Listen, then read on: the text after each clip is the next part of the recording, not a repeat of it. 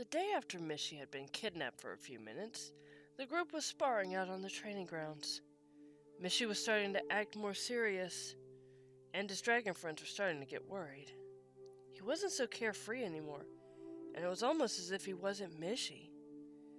Now he still had his moments where he would laugh, but getting captured had affected him. The group was hoping a sparring match would get rid of some of that tension, but it didn't seem to work that well.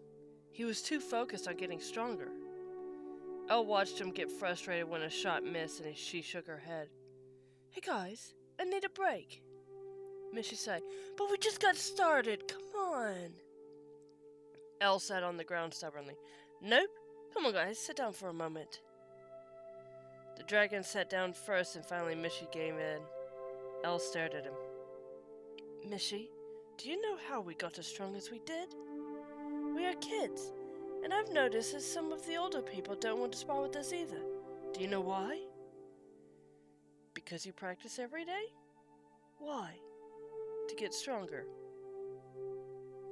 Elle smirked. "Rowan, can I tell him?" "Because it's fun! We aren't practicing, we're playing!" Elle nodded. "Mishi, you aren't having fun today.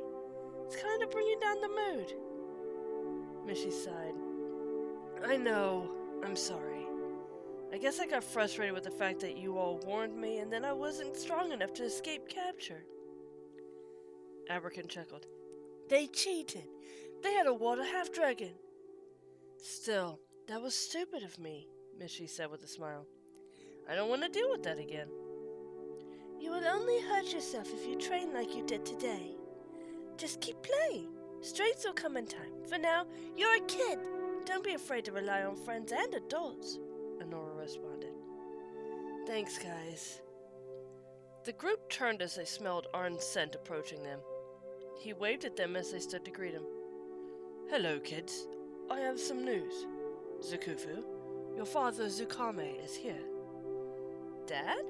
Why is he here?" Arn sighed. "News reached him of something that happened yesterday to you." Mishi looked more worried than he had the past few days. "Oh." He walked towards the main cabin where Arn stayed and his friends followed. As they made it to Arn's office, Arn held the dragon's back as Mishi was led inside. Mishi hesitated when his backup didn't follow, but knew he had to do this alone. He walked in and saw his dad sitting there looking angry.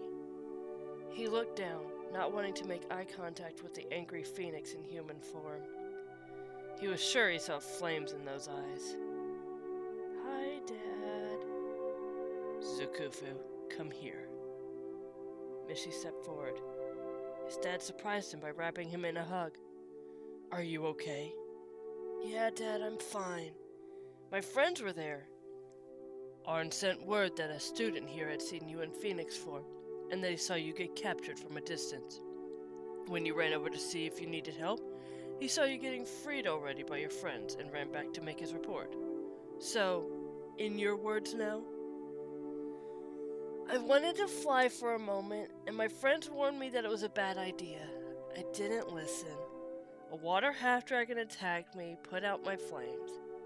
I was then covered in a metal net while my flames were out. My friends came in and saved me quickly, and we made it back. I'm fine, and they never hurt me." "You know what this means, right?" "I broke your rules of staying in human form while here." "You're coming home." "But Dad!" He looked up and made eye contact with his dad. His speech faltered. He saw not just anger, but worry. "I'm sorry, Dad," he said, looking away again. "Tell your friends goodbye. You'll be back one day, but not until you learn to listen. Understand?" "Yes, sir." Mishi left the office and saw his friend standing there. "Well, I broke my dad's rule for being here, so I'm going home." The dragons ran over to hug him. "Please come back to visit," Honora said through tears. "I will. Don't worry about it. Dad already said I could after I learned to listen." Rowan sighed. "Oh, I guess we will never see you again." Mishi laughed as he punched Rowan in the arm. "Have a little more faith in me, why don't you?" Mishi looked at Elle. Hey, thanks for what you said earlier. I'll be having fun and playing more while I'm home. You better be ready to fight when I get back. Elle chuckled. Good luck trying to beat us. With that, they fell into another group hug, with some added tears due to the idea of missing someone who was a part of their group now. Zakame walked out of the office and looked at the group. Thank you for being there for my son. I know he'll be excited to see you all again. Thank you also for saving him. They bowed their heads to him as he and Mishi walked off. They followed until they turned into phoenixes and flew off. Mishi turned for a moment to look at them as he let out a goodbye screech. Zakame then hit him in the back of the head for making such a loud noise.